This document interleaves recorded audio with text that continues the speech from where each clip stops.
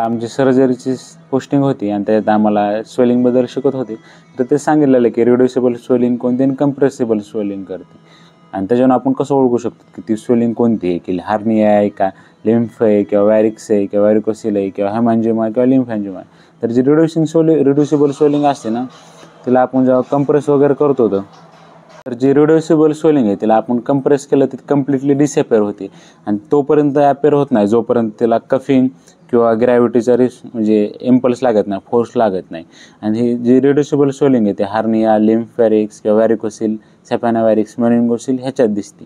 पण जी compressible swelling आहे, compressible स्वेलिंगमध्ये जेव्हा आपण प्रेशर वगैरे अप्लाय करतो स्वेलिंग कमी होती, कम्प्लिटली डिसअपेअर तर होतच नाही, ती लगेच रिअपेअर व्हायला चालू होते थोड्या वेळानं.